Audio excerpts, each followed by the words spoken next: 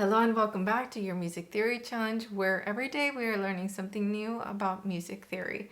In our last class, we learned the C major scale and we learned the space between each of the notes. So the C major scale is notes C, D, E, F, G, A, B, C.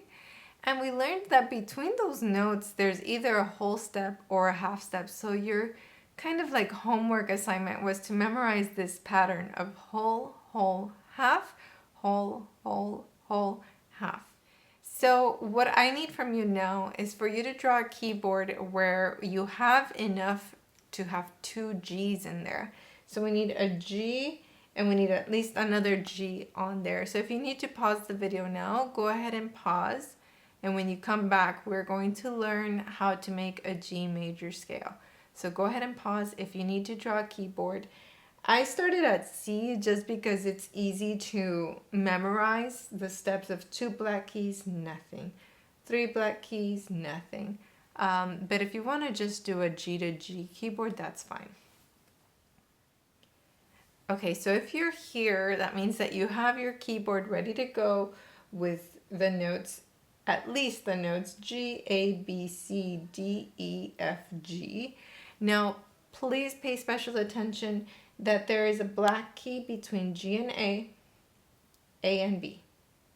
Nothing between B and C, and that there are black keys between C and D and E. Nothing between E and F, and a black key between F and G. Those are vital, so make sure that you drew your keyboard correctly.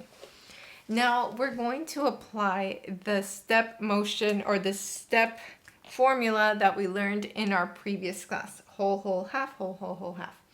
So to build a G major scale, I'm going to put it over here on the side. I'm going to draw it vertically.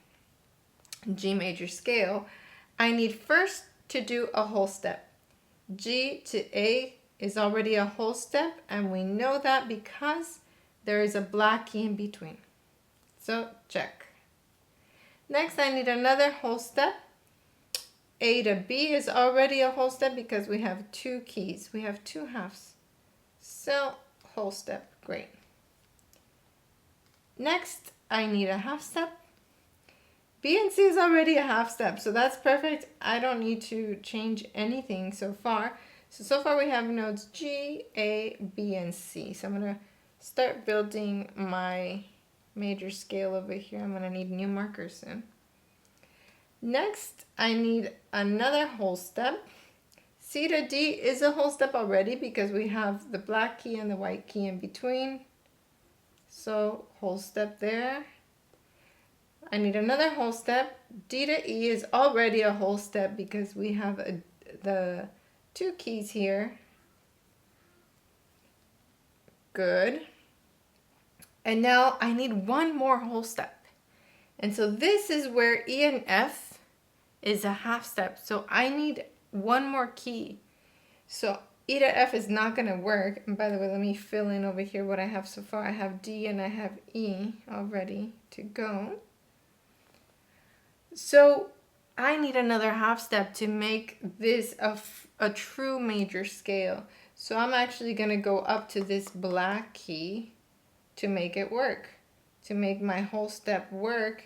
And this black key is called F sharp. I've been using this marker way too much. That's an F sharp. So after E, we need F sharp. And the good news is that after F sharp, I need a half step to finish the scale. Well, F sharp is already adjacent to G. It's already next to it. That's already a half step. So I'm able to finish my scale perfectly. And so for today's lesson, what we are learning is that sometimes we need those sharps to keep our spacing perfect to make a major scale. So in the next lesson, we're going to start building our circle of fifths with the 2 scales that we've already learned, which is C major scale, we learned in the last class, and now we have G major scale, which is awesome. And if you would like a PDF, I have made a PDF for to go along with all of the lessons. You get a full booklet for all 30 days. And you can access it already. This is for the screenshot, by the way. if you're a Patreon member.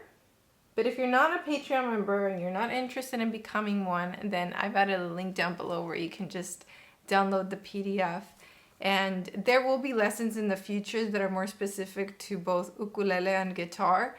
So there are 2 printables available for ukuleles and for guitars. So make sure you get the one that's right for you. But if you buy one, you get both of them. But just make sure you look through the one that's the right one for your instrument.